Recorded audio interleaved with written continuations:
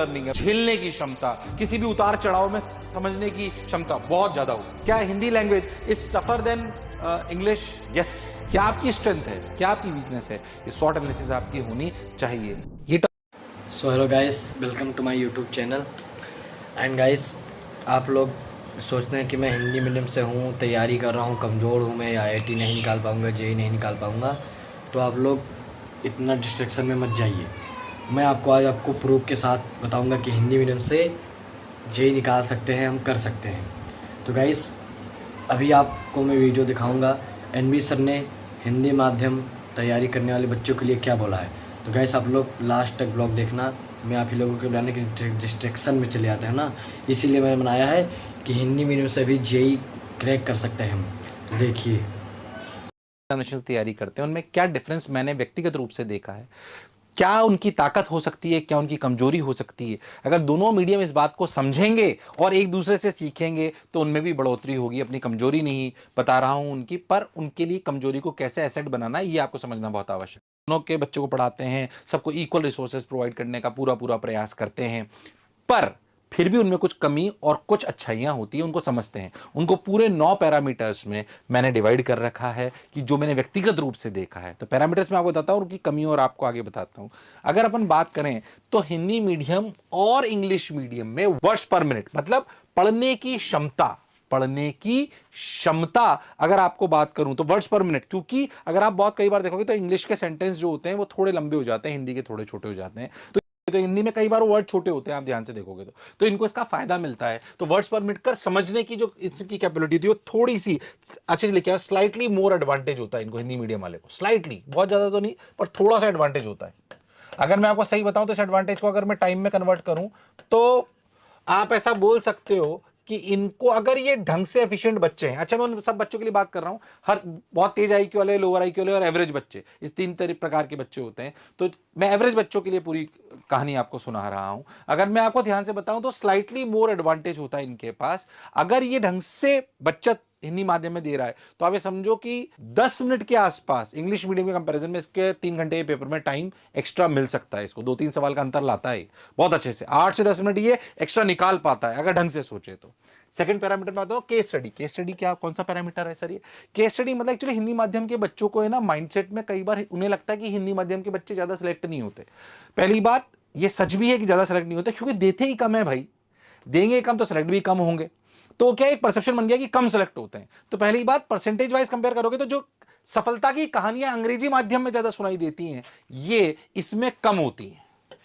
मतलब जो success stories हैं, कौन सी स्टोरीज? सक्सेस स्टोरीज, ये कम होती हैं। ये हमको थोड़ा डीमोटिवेट करती हैं कि यार हमेशा इंग्लिश मीडियम की सुनते हैं, अरे परसेंटेज भी कम है देने वालों की, ये इसमें काफी हाई होती है। तो इससे डेविएट ना हो, आपको हाई स्टोरीज ज्यादा सुनाई देंगी। तो जब भी हिंदी माध्यम के बच्चे होते हैं मैं उन्हें बोलता हूँ सक्सेस स्टोरीज सेम है, चाहे इंग्लिश ही सुनो चाहे हिंदी की सुनो, कोई फर्क नहीं पड़ता, कहानी लगभग लगभग सेम है। ये एक पैरामीटर में अंतर आता है। एप्लीकेबिलिटी, कैबिलिटी मतलब चीज को समझना अपने आप में एक बात है और उसे अप्लाई करना एक अलग बात है। तो स्लाइटली लोअर देखी है मैंने किसमें, हिंदी माध्यम में स्लाइटली, स्लाइटली लोअर। ऐसा इसलिए क्योंकि generally MP board, Rajasthan board के जो बच्चे होते हैं या हिंदी माध्यम के जो बच्चे होते हैं, वहां जो बोर्ड का पैटर्न है उसमें थोड़ा सा ज्यादा रोट लर्निंग है। रोट लर्निंग मतलब कि उसमें न्यूमेरिकल काफी कम आते हैं, जो लिखाया गया सिर्फ वो ही रट जाओ तो बात बन जाती है, इसलिए इनकी स्लाइटली एप्लीकेबिलिटी लोअर होती है, स्लाइटली लोअर देन, आप ऐसा बोल सकते हो, देन इंग्लिश मीडियम, ऐसा आप बोल सकते हो।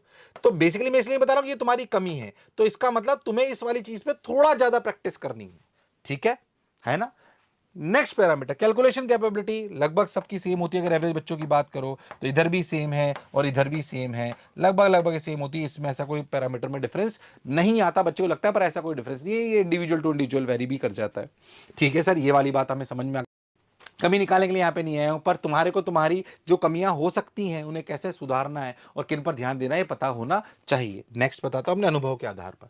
नेक्स्ट अगर अपन बात करें माइंडसेट का, अगर अपन माइंडसेट की बात करें तो आपको समझ में आएगा अच्छे से कि माइंडसेट में आप ध्यान से देखोगे, इसलिए मैंने ढंग से सोच समझ के लिखा है कि माइंडसेट जो है, ये माइंडसेट बच्चे का थोड़ा सा जो हिंदी माध्यम है इसका हल्का सा स्लाइडली, हिंदी माध्यम की बात करता हूं यहां पे, हिंदी मीडियम, ठीक है, हिंदी मीडियम का स्लाइटली वीक होता है सिलेक्शन को लेके। माइंडसेट स्लाइटली वीक होता है क्योंकि उसने सफलता की कहानियां सुनी होती है, slightly weak than English medium, slightly weak than English medium, ऐसा हमेशा देखें। इसको कंपेयर मैं इसको बताना चाहता हूं, इनका माइंडसेट स्लाइटली वीक होता है कहानियों की वजह से। रेजिलियंस पावर, पहले इसको बताता हूं। रेजिलियंस पावर मतलब उनकी झेलने की क्षमता, किसी भी उतार चढ़ाव में समझने की क्षमता बहुत ज्यादा होती है, हायर, बहुत हायर होती है, higher than English medium, very higher than English medium. मतलब ये किसी भी कठिन परिस्थिति में लड़ लेते हैं, भाई से लड़ाके होते हैं ये, क्योंकि इन्होंने बहुत कम रिसोर्सेज के साथ इन्होंने पूरी परिस्थिति से लड़ाई लड़ी होती है, तो इनकी very high than English medium, ये सच है। पर माइंडसेट कभी कभी वीक होता है क्योंकि उन्होंने कम कहानियां सुनी होती है अपने आसपास से, इसलिए।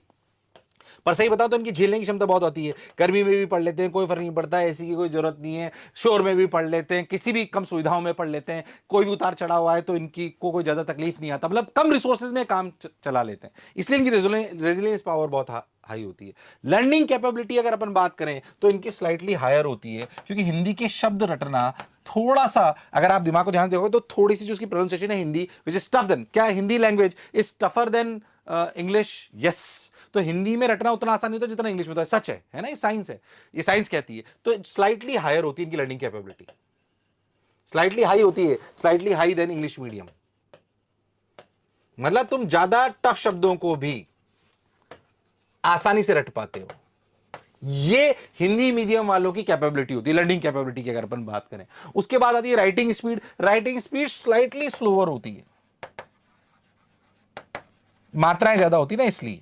हालांकि इसका कोई फर्क नहीं पड़ता, ऑलमोस्ट सिमिलर है ये, क्योंकि एक्चुअली क्या होता है, जैसे मैंने पहले भी बोला था कि जो इंग्लिश मीडियम होते हैं उसमें वर्ड्स ज्यादा आते हैं उसी बात को समझाने के लिए हिंदी माध्यम के कंपैरिजन में। तो हो सकता है कि एक वर्ड लिखने में इंग्लिश से हिंदी में कम समय लगे, मतलब सॉरी हिंदी में ज्यादा लगे, बट हो सकता है कि उसका वर्ड्स जो है, जो पूरा सेंटेंस है उसमें जो समझने वाली चीज है वो उतने कम शब्दों में इंग्लिश के कंपैरिजन में बात बन जाए। तो ये ऑलमोस्ट सेम होता है, बट लिखने की स्पीड अगर देखोगे तो स्लाइटली स्लो आपको नजर आएगी।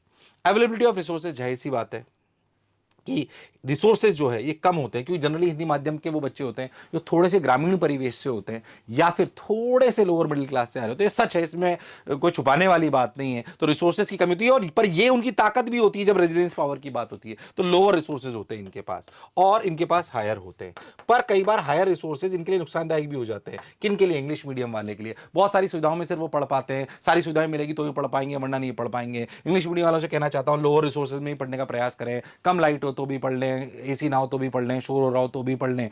ये आपको हिंदी माध्यम से सीखने की जरूरत है। तो मैंने जैसे आपको बताया कि ये वो 9 पैरामीटर है जनरली अमूमन मैंने देखे हैं हिंदी मीडियम और इंग्लिश मीडियम के बच्चों में। फिर मैं सिर्फ कंपैरिजन करने के लिए नहीं आया हूं, क्या आपकी स्ट्रेंथ है, क्या आपकी वीकनेस। कहना चाहता हूं इंफीरियर बिल्कुल महसूस मत करिए, आप भी इक्वली कॉम्पिटेंट हैं। आपका एग्जामिनेशन भी आपकी लैंग्वेज में हो रहा है। लैंग्वेज आपका सिलेक्शन की बाध्यता नहीं हो सकता। किन चीजों पे आपको ध्यान देना चाहिए, क्या आपकी ताकत है, क्या आपकी कमजोरी है, क्या इंग्लिश मीडियम वालों से सीखना है और इंग्लिश मीडियम वालों को क्या हिंदी मीडियम वालों से सीखना है। आशा करता हूं इस वीडियो में आप ये कर पाओगे। तो लिख दो, हाँ सर मेरे लिए भाषा कोई बाध्यता नहीं है। वो बाध्यता तब होती जब आपकी लैंग्वेज में एग्जाम।